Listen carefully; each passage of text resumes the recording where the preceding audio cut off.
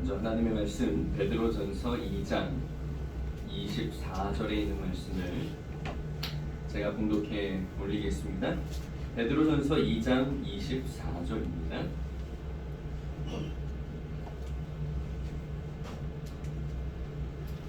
신약성경 베드로전서 2장 24절.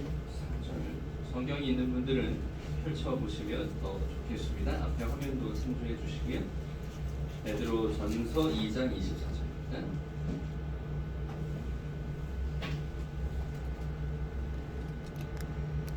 친히 나무에 달려 그 몸으로 우리 죄를 담당하셨으니 이는 우리로 죄에 대하여 죽고 의에 대하여 살게 하려 하심이라. 그가 채찍에 맞음으로 너희는 나음을 얻었나니. 아멘. 어제 영상으로 잠깐 말씀을 나눴었는데 영상보다 이렇게 뵙고 직접 말씀을 듣는 게 훨씬 편합니다. 아무도 없는 데서 제가 그걸 집에서 영상을 녹화를 했었는데 이 앞에 사람도 없고 반응도 없고 마주대하는 얼굴도 없으니까 이 설교하기가 얼마나 이 부자연스러운지 모르겠어요. 근데 오늘 이렇게 성남동국교회 성도님들 식구들 얼굴 뵙고 설교를 하게 되어서 얼마나 감사하고 편안한지 모르겠습니다. 말씀을 전할 수 있는 기회를 주신 하나님께 감사드리고 우리 성남동국교회 담임 목사님이신 이용성 목사님 진심으로 감사합니다. 모두 성도님들 불러주셔서 감사합니다. 저는 지금 대학원 향학 중에 있고요. 이제 공부를 다 마쳤고 2월에 졸업만 하면 되겠습니다. 지금 담임하고 있는 교회는 홍천에 있는 내면 교회를 담임을 하고 있습니다. 오늘 우리 교회 와서 보니까 우리 이용성 목사님과 사모님은 제가 재작년이죠. 이제 재작년에 화천에 있을 때 제가 담임 목사님으로 모시고 있었던 분들이십니다. 그 전에도 인연이 있었고 같은 동전앞에 목회자로서 제가 참 존경하고 사랑하는 목사님과 사모님이신데요. 또 이렇게 인연이 되어서 말씀까지 전하게 되었습니다. 또 와서 뵈니까 우리 남 교수님도 교회를 다니고 계셔서 제가 신학과 2학년 이제 학과 전도사를 원예학과로 나갔었습니다. 그 당시 우리 남 교수님 계셨고 조치훈 교수님도 그때 같이 계셨고 그때 한번 뵌 적이 있고 오랜 시간 흘러서 작년에 그 대학원 공부하는 과정 가운데 우리 남 교수님도 잠깐 수업에 들어오셔서 같이 공부를 한 경험도 있습니다. 아는 얼굴도 있고 또 우리 처음 뵙지만 너무나도 인자하시고 따뜻하게 맞이해 주시는 우리 성남 동국교회 성도님들 진심으로 감사드리고 어제와 오늘 양일간의 짧은 시간입니다만 말씀을 통해서 우리 함께 은혜를 나누고 금년 한 해를 말씀을 통해서 힘을 얻으며 출발하는 귀한 시간이군요. 간절히 소망합니다. 나무에 새겨진 사랑이라는 총 주제를 가지고 오늘 그 두 번째 시간을 이어가겠습니다. 오늘은 안테암블로가 되신 예수님이라는 제목으로 함께 은혜를 나누고자 합니다. 옛 로마 제국에 성공한 사업가나 정치가나 부유한 계층들은요 예술가들을 후원해 주어야 한다라고 하는 전통이 있었습니다. 예술가들은 작품을 만들고 작품 활동을 하는 데 있어서 뭐가 들까요? 예체능은 뭐가 많이 들어요? 돈이 많이 들어요. 그러다 보니까 돈이 필요한데 돈을 구할 길은 없고 그래서 이 부자들이 제공하는 보호와 식량 혹은 선물까지 받는 일들을 한 것입니다. 근데 세상에는 공짜가 없다고 하잖아요. 그런 호의를 받는 대신에 다양한 그 부자들의 과업을 수행해 주어야만 했었습니다. 그 다양한 과업 중에 하나가 바로 안테암블로라고 하는 과업이었어요. 안테암블로는 직역하자면 길라잡이라고 하는 뜻입니다. 안테암블로는 자신을 후원해주는 그 부자들을 위해서 앞장서서 길을 터주고 메시지를 전달하고 심부름을 하는 등 그 후원자의 생활 편의를 도모해주는 역할을 담당했던 사람이 안테암블로였어요. 실제로 유명한 풍자 시인, 로마의 풍자 시인이었던 마르티알리스도 안테암블로의 삶을 살았었습니다.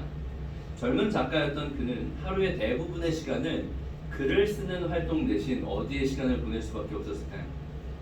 부자들의 비위를 맞추어 주거나 부자들의 심부름을 해야만 자기가 뭐 할 수 있어요? 작품 활동을 이어갈 수 있고 목구멍에 풀칠을 할 수 있었던 것입니다. 그런데 이런 삶이 마르티 알리스에게 늘 즐거운 일이었을까요? 그렇지 않아요. 자기가 진짜 하고 싶은 일은 뭐예요? 작품 활동, 글을 쓰고 시를 짓는 일이었어요. 푼돈이나 받고 굽신거리면서 노예처럼 산다는 생각이 이 마르티 알리스를 참 억울하고 분노하게 만들었습니다. 그는 더 많은 돈과 더 많은 땅을 원했어요. 그래야만 자기가 원하는 작품 활동을 마음껏 할 수 있을 것으로 생각이기 때문이죠.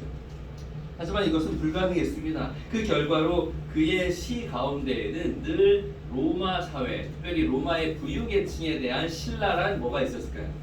비판이 있을 수밖에 없었어요. 그리고 신랄한 풍자가 그의 시 가운데 묻어날 수밖에 없었던 것입니다.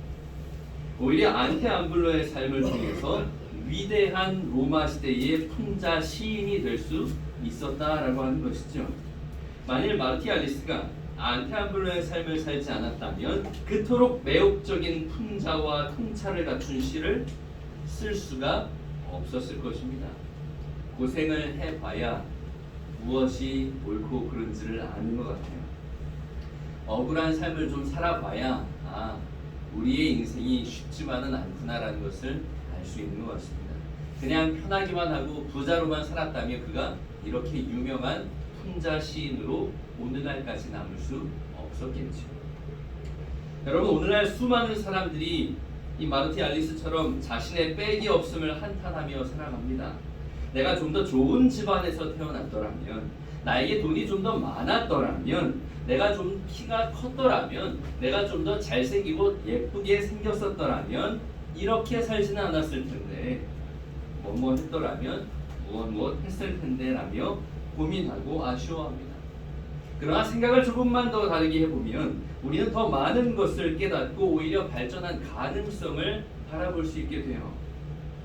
여러분 잘 아시는 미켈란젤로나 레오나르도 다빈치나 벤저민 프랭클린 같은 사람들은 위인들이죠. 그런데 그들이 위인이기 전에 기꺼이 오랫동안 다른 사람의 밑에서 일을 했다라고 하는 사실이에요.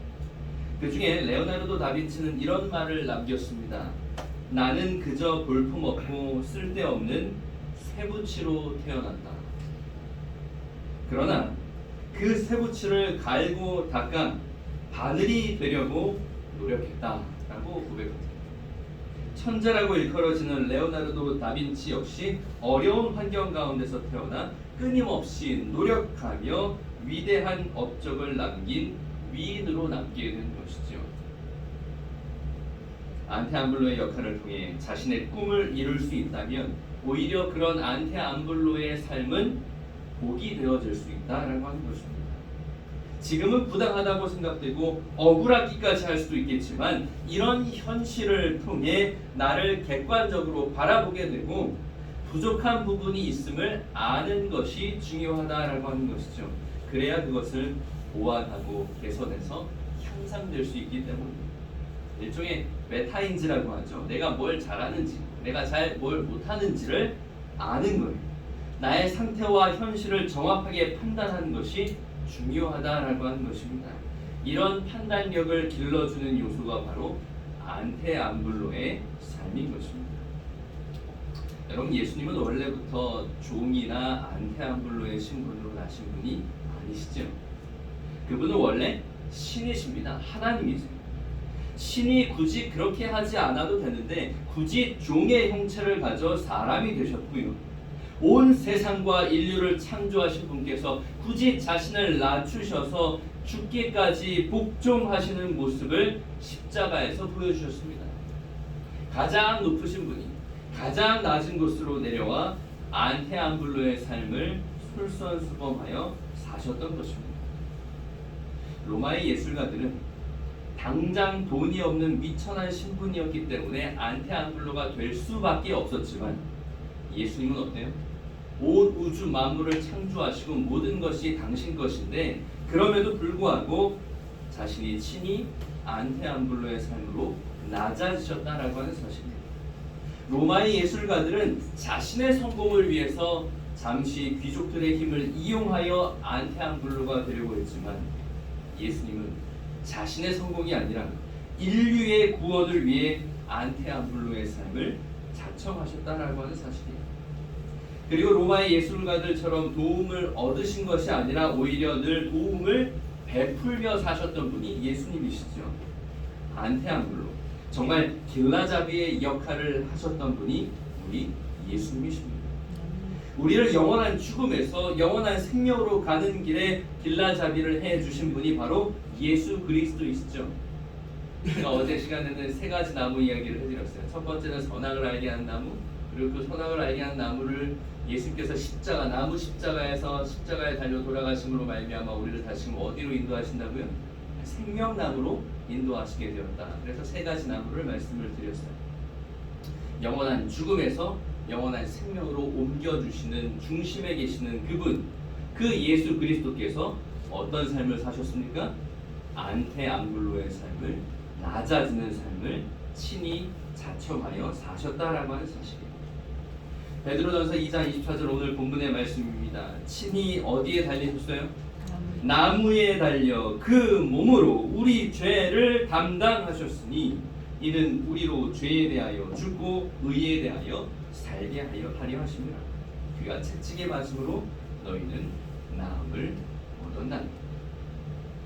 여러분, 나무 십자가에 달려서 인류의 죄를 한 몸에 지시고 죄 그 자체가 되셔서 돌아가신 분, 나무에 당신의 사랑을 새겨 넣으셨던 그 분, 생명나무의 길을 다시금 열어주신 분, 그분이 우리 예수님이십니다. 예수님 덕분에 우리는 죄로부터 나음을 얻어서 생명나무로 갈 수 있는 기회를 얻게 된 것이죠. 예수님이 나무 십자가에 달리신 가장 대표적인 이유는 바로 우리를 생명나무로 인도하는 것, 우리를 구원하시기 위함입니다. 그리고 예수님이 십자가에 달려 돌아가신 또 하나의 가장 커다란 이유는 바로 우리의 품성 변화를 위해 십자가에 달려 돌아가셨다라고 하는 사실을 우리는 기억할 필요가 있어요. 십자가에 달려 돌아가신 예수님은 어떤 삶을 사셨다고요? 오늘 제목처럼 안테암블로의 삶을 사셨다고 했어요. 안테암블로의 삶을 살았던 로마의 예술가들은 대부분 늘 부당하고 억울한 생각에 사로잡혀 있었습니다. 그런데 그러한 억울함 가운데 살아가던 안테암블로의 삶을 살아가던 예술가들 중에 성공한 사람이 있었습니까? 없었습니까? 있었어요. 그 성공한 예술가들의 공통점은 바로 겸손한 태도였다라고 하는 사실이에요. 지금은 비록 유명하지도 않고 훌륭한 작품도 없지만 지금의 이 고된 삶이 오히려 성공의 발판이 될 것이라는 사실을 직시하고 늘 겸손한 태도로 임했던 사람들은 반드시 성공했다라는 사실. 여러분 잘 아시는 미국의 석유왕 록펠러는 고졸학력으로 석유 공장에 취업합니다. 고등학교 졸업이라 할 수 있는 일이 많이 없었어요. 그래서 회사에서 처음 그에게 시켰던 일이 무엇인지 아십니까? 그저 석유를 담는 드럼통에 뚜껑이 있죠. 철제로 된 그 뚜껑. 그 뚜껑이 드럼통과 잘 접합되게 하기 위해서 납땜액이 그 위에 떨어지는데 자동으로. 그 납땜액이 잘 떨어져서 뚜껑이 드럼통과 잘 결합이 되는지 안 되는지를 보기만 하면 되는 일을 그에게 시켰어요. 어려운 일이에요? 쉬운 일이에요? 대단히 쉬운 일입니다. 그냥 가만히 보기만 하면 되는 일이었어요.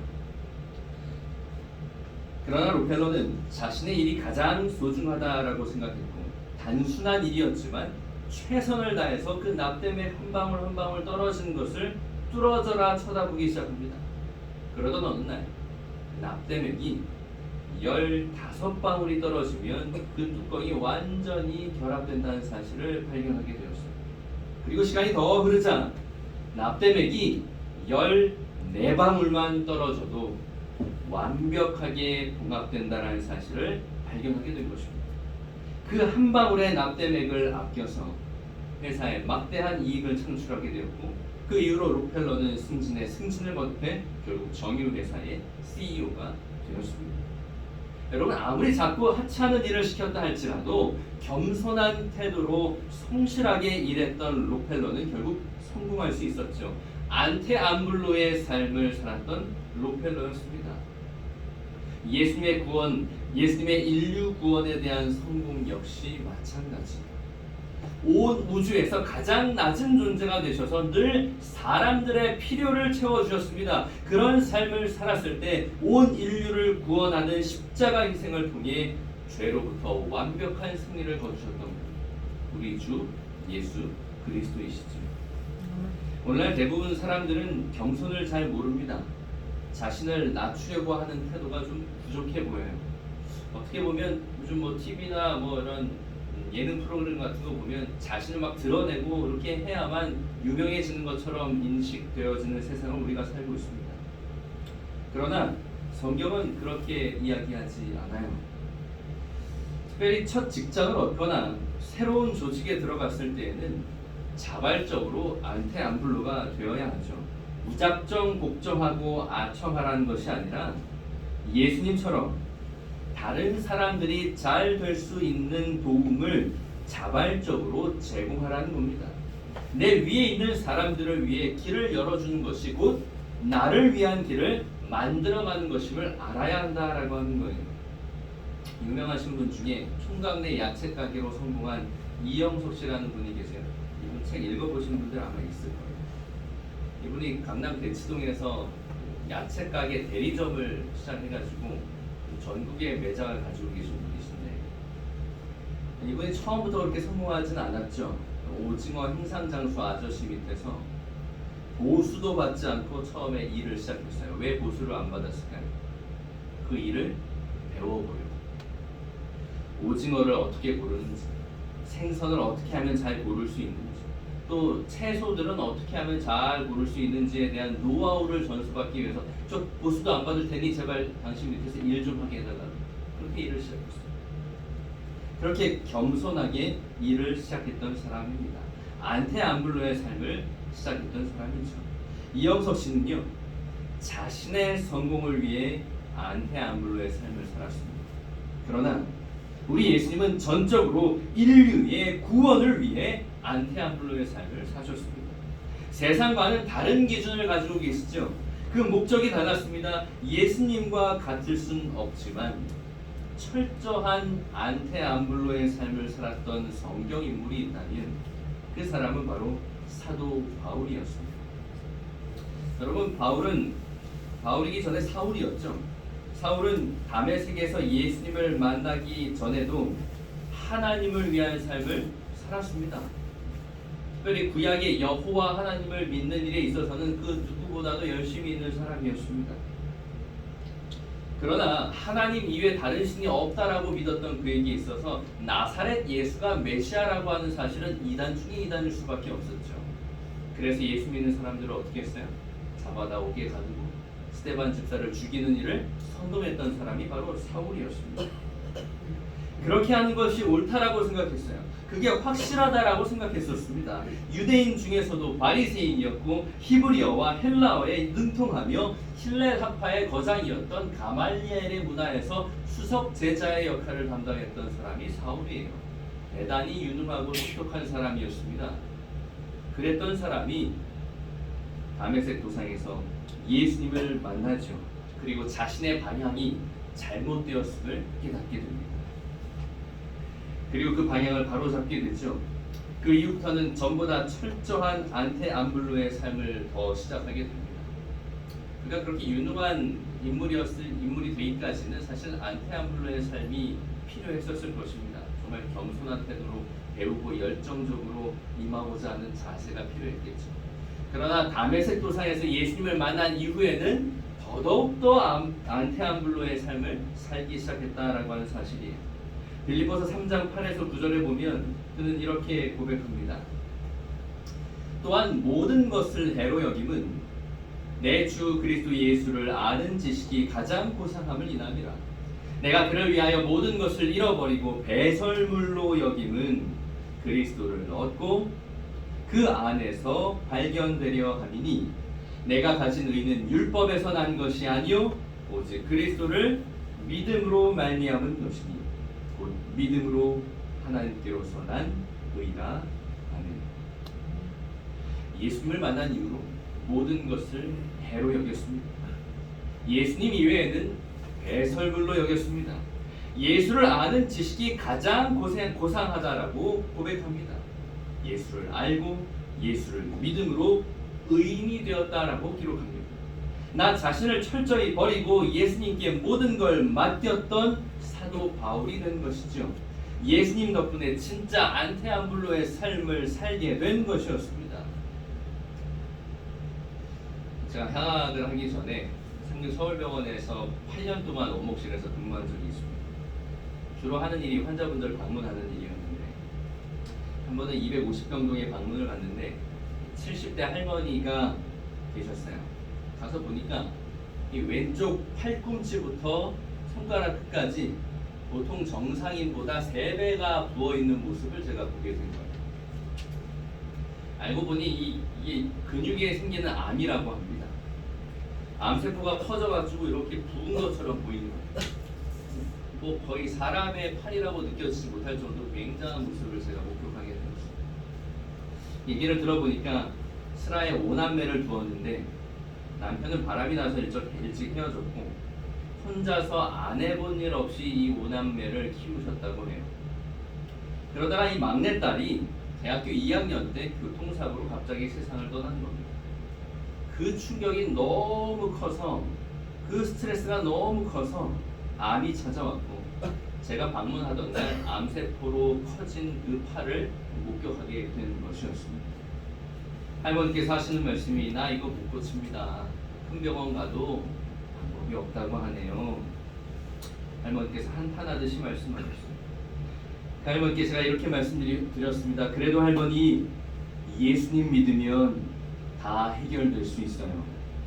우리 주님 다시 오시면 가장 아름답고 가장 건강한 모습으로 영원히 사실 수 있어요 라고 말씀을 드렸어요. 그랬더니 우리 할머니께서 하시는 말씀이 나는 나만 믿어 그러시는 거예요. 나는 누구만 믿는다고요? 나만 믿는 거예요. 이야기를 들어보니까 이 할머니께서 성당에 예전에 다니시다가 그 성당에 다니는 성도로부터 사기를 당하신 거예요. 그 상처가 너무 커서 회복할 수 없어서 예수님이고 뭐고 나만 믿기로 결심했다라고 하는 겁니다. 그런데 이 할머니가 뒤에서 그 다음에 하시는 말씀이 본인도 자신만 믿으며 산다는 것이 얼마나 힘든지에 대한 얘기를 하시더군요. 신경 쓸 일이 너무 많고 혼자 살다 보니 너무 괴로운 일도 많고 머리도 자주 아프고 소화도 잘 안 된다는 겁니다. 결국 그날 할머니께서 퇴원하시는 날이어서 더 이상 어떤 믿음의 진전을 보일 수 없이 그냥 보내드릴 수밖에 없었어요. 마음 한구석이 참 안타까웠습니다. 본인만 믿고 사는 게 본인이 힘든 일인 줄 알면서도 그 누구도 믿지 않고 그 누구의 도움도 받지 않으려고 하는 할머니의 모습이 참 안타깝게 느껴졌습니다. 사랑하는 우리 성도 여러분, 대부분의 사람들은 내 인생을 그냥 내가 산다라고 생각합니다. 그러나 혼자 사는 사람은 아무도 없어요. 반드시 누군가에게 도움을 주고 받으며 살아갑니다. 안테암블로의 삶을 살았던 사도 바울도 늘 도움을 주고 받았어요. 특별히 도움을 받는 일보다는 주는 일을 많이 했던 사람이에요. 감옥문이 열렸을 때 죄수들이 도망가지 못하게 하여 간수의 구원을 선포할 때나 멜리데 섬의 보블리오 추장의 아버지의 열병을 고쳐줄 때나 바울 자신은 정말 아무것도 아님을 인정하고 겸손한 태도로 사람들을 대하며 예수님을 증거했습니다. 그랬을 때 소아시아 지역의 수많은 사람들이 예수님을 발견하고 구원받는 놀라운 일들이 일어났죠. 나 자신만 믿거나 도움을 나누지 않는 사람은 구원의 감격을 누릴 수 없습니다. 구원의 감격을 누리는 사람은 도움을 주는 사람이기 때문이에요. 남에게 도움을 주어 예수님을 믿게 하고 구원받게 할 수 있기 때문입니다. 마태복음 7장 12절에 그러므로 무엇이든지 남에게 대접을 받고자 하는 대로 너희도 남을 대접하라. 이것이 율법이요 선지자니라. 아멘. 황금률이죠. 남에게 도움을 주는 삶이 율법이고 선지자라고 하셨습니다. 먼저 선을 베푸는 것입니다. 먼저 솔선수범하는 거죠. 내가 먼저 도와주는 겁니다. 내가 먼저 배려하고 내가 먼저 사랑하는 것입니다. 진정한 안테안블로였던 예수님도 늘 내가 먼저 하셨던 분이시죠. 제자들의 발을 씻기실 때에도 먼저 허리에 수건을 두르셨습니다. 산상설교 중에도 배고픈 백성들을 위해 먼저 먹을 것을 찾으셨습니다. 십자가 사건 때문에 혼란에 빠지게 될 제자들을 위해서도 먼저 겟세마네 동산에서 기도하셨습니다. 남을 위해, 인류를 위해 하는 모든 일을 먼저 하셨던 분, 바로 우리 주 예수님이시죠. 그런 예수님을 우리가 닮기를 바랍니다. 모두가 힘들어하고 어려워하는 일이 있다면 여러분이 먼저 시작하기 바랍니다. 모두가 손살에 치는 일이 있다면 내가 먼저 뛰어들길 바랍니다. 누군가 반드시 해야 할 일이 있다면 내가 먼저 나서길 바랍니다. 진정한 안테안블로의 삶을 사는 사람은 솔선수범하는 사람이기 때문입니다. 베드로전서 2장 24절 다시 한번 읽습니다. 친히 나무 위에 달려 그 몸으로 우리 죄를 담당하셨습니다. 이는 우리로 죄에 대하여 죽고 의에 대하여 살게 하려 하심이라. 그가 채찍에 맞음으로 너희는 나음을 얻었나니. 아멘. 예수님께서 십자가에 달려 돌아가심으로 우리가 죄로부터 나음을 얻어 의인이 되었습니다. 그러나 여전히 우리는 나밖에 모르고 남을 평가하고 심지어 정죄하기까지 하며 살아가죠. 안식일에 그 내장산 단풍놀이 하러 갔던 한 여집사님이 교통사고가 나서 병원에 입원하셨어요. 성도들의 반응은 어땠을까요? 의금 안식일에 교회 안 오고 단풍놀이 가더니 벌 받았네. 평소에 돼지 삼겹살을 좋아하시던 한 장로님이 대장암에 걸렸어요. 성도들의 반응은 의금 돼지고기 그렇게 먹더니 결국 터질 게 터졌구만. 사업하느라 자금 사정이 여의치 않아가지고 11금 못 내던 어느 장로님의 사업이 망했어요. 성도들의 반응이 어땠을까요? 의그 하나님 재정까지 사업에 투자하더니 결국 망했어. 여러분, 우리 예수님은 나 같은 죄인도 용서하시기 위해 십자가 고난을 참으셨는데 나는 고작 안식일에 단풍놀이 간 집사님을 욕했습니다. 나는 고작 삼겹살 먹던 장로님을 조롱했습니다. 나는 고작 11금을 정직하게 드리지 못한 그 장로님을 정죄했습니다. 우리는 과연 예수님께서 십자가에 달려 돌아가신 그 사랑에 반응하고 살아가고 있습니까? 우리는 과연 안테안블로의 길을 가셨던 예수님의 발자취를 쫓아가고 있습니까? 우리는 과연 나무 십자가를 통해 생명나무로 나아갈 만한 품성으로 변화되어 가고 있느냐는 것입니다. 예수님께서 나무 십자가에 달려 돌아가신 이유는 우리를 죄로부터 구원하시기 위함도 있지만 더 중요한 것은 우리의 품성을 변화시키기 위함이었습니다. 단순히 우리를 생명나무로 인도하기 위한 것이 아니라 생명나무의 열매를 먹을 만한 품성으로 변화시키게 하기 위해 십자가에 달려 돌아가셨음을 명심하기 바랍니다. 이 목적을 성취하기 위해 예수님은 죄를 상징하는 나무에 달려 죄의 저주를 한 몸에 받고 우리를 구원하셨어요. 구원의 소망 205쪽은 십자가에 달리신 예수님의 고통을 다음과 같이 묘사합니다. 이제 그분이 지신 죄의 엄청난 무게로 인하여 그분은 화해를 나타내는 하나님의 얼굴을 볼 수 없었다. 이 최대의 고민의 시간에 구주께로부터 하나님께서 당신의 얼굴을 돌리심으로 인하여 인간이 결코 완전히 이해할 수 없는 슬픔이 그분의 마음을 찔렀다. 이러한 고민이 너무 컸기 때문에 그분은 육체적 고통을 거의 느낄 수 없었다. 예수님도 하나님과 단절되는 경험을 하면서 두려워하셨습니다. 죄 그 자체가 되어 소멸되어야 했기에 두려웠습니다. 그러나 이 모든 두려움보다 우리를 사랑하는 마음이 더 컸기에 십자가 죽음을 받아들이셨고 그 고통을 느끼실 수조차 없으셨습니다. 제가 병원에 있을 때 죽음을 맞이하는 수많은 환자들 중에 가장 안타까운 죽음은 예수님을 알 수 있는 기회가 있었음에도 불구하고 예수님을 알지 않기로 결심하며 죽음을 맞이한 환자들이었습니다. 차라리 그럴 때는 어떤 생각까지 드냐면 차라리 내가 복음을 전하지 않았었더라면, 차라리 몰랐었더라면 이라는 생각까지 들더군요. 그러나 구원은 누구에게 속한 거예요? 하나님께 속한 거잖아요. 제가 판단할 수 있는 일이 아니죠.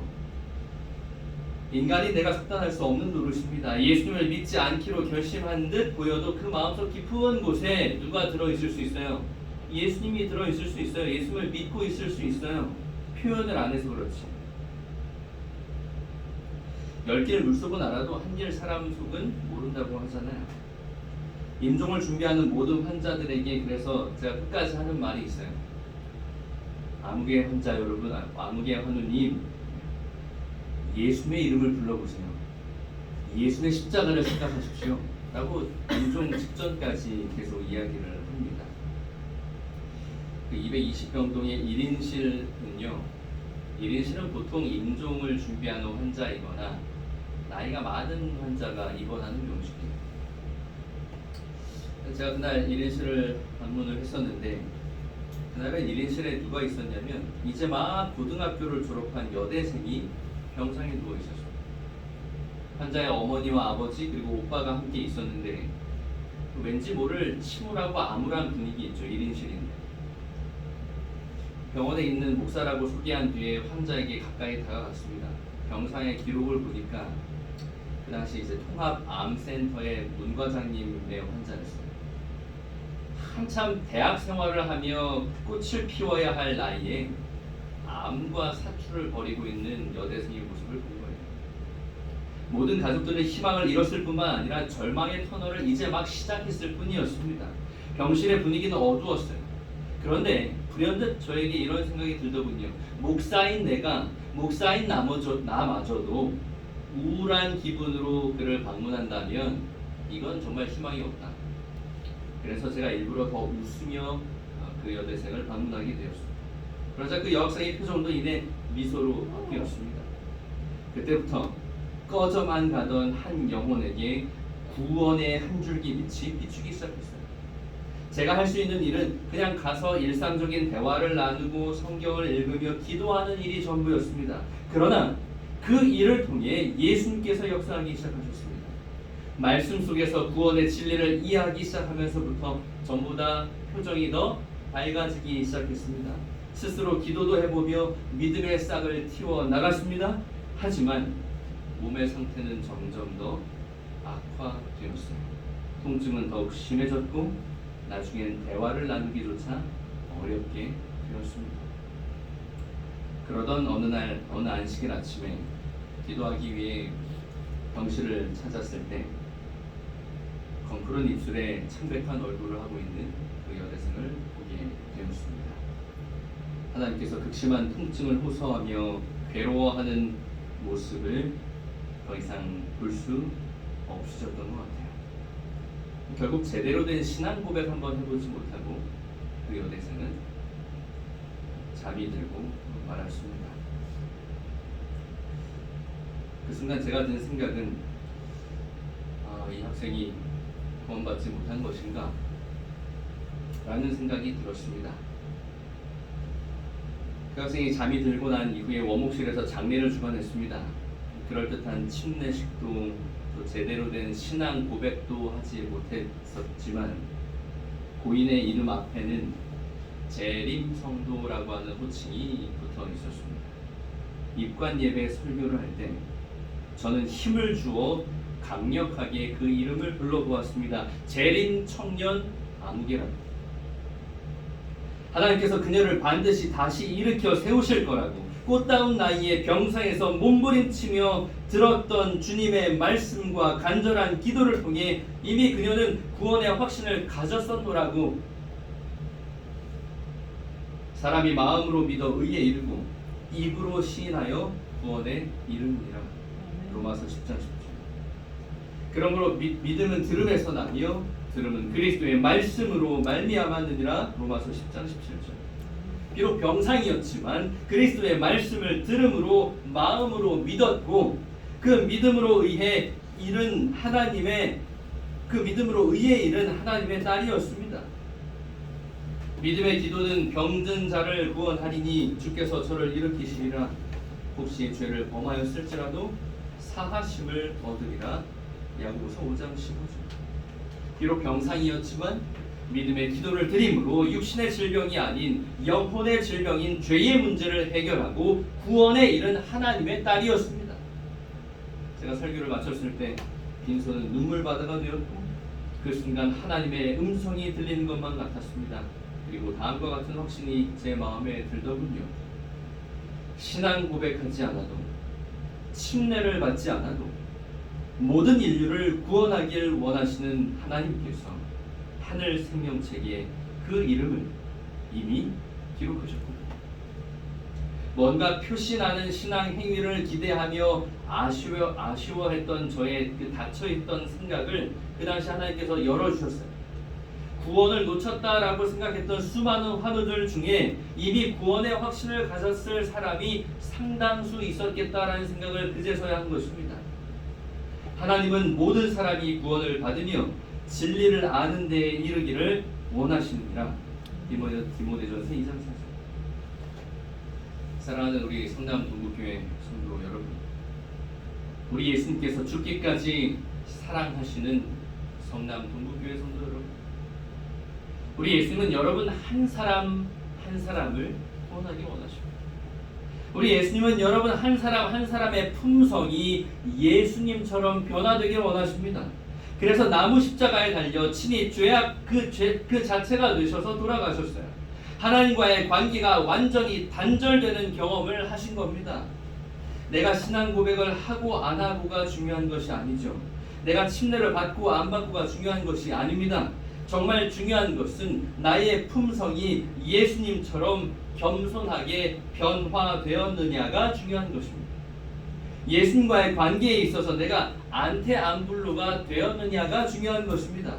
신앙 고백이나 침례가 없어도 십자가에 달려 돌아가신 예수님을 믿고 그분의 품성을 닮으면 우리는 생명나무로 나아가 그 열매를 먹을 수 있게 되는 것이죠.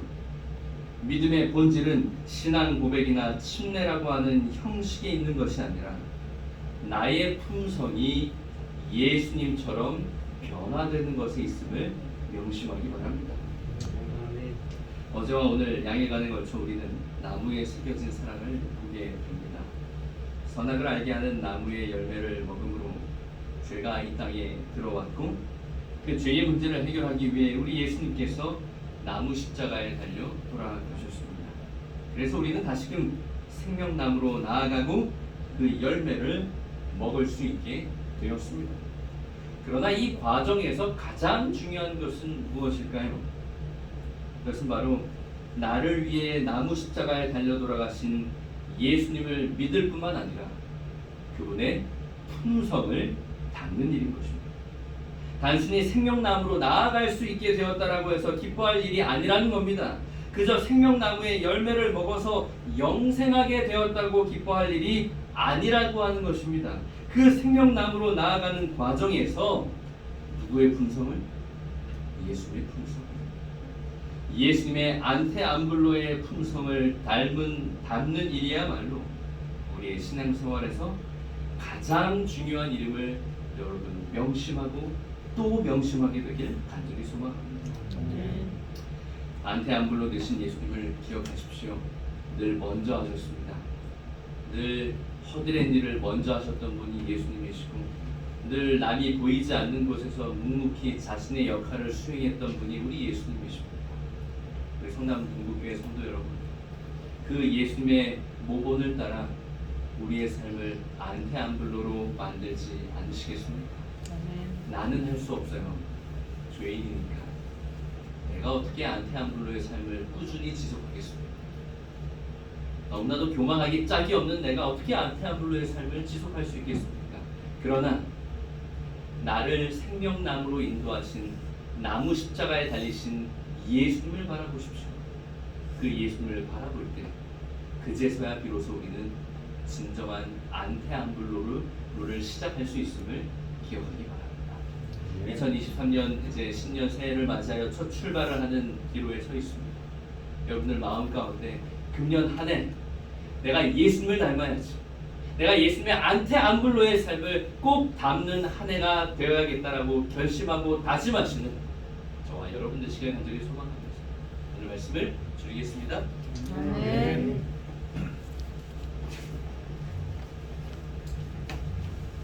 성경하시겠습니다.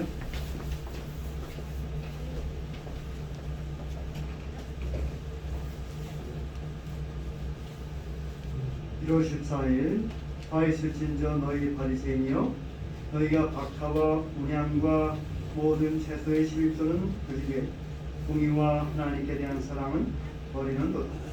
그러나 이것도 행하고 그것도 버리지 말아야 할지니라. 헌금하시겠습니다.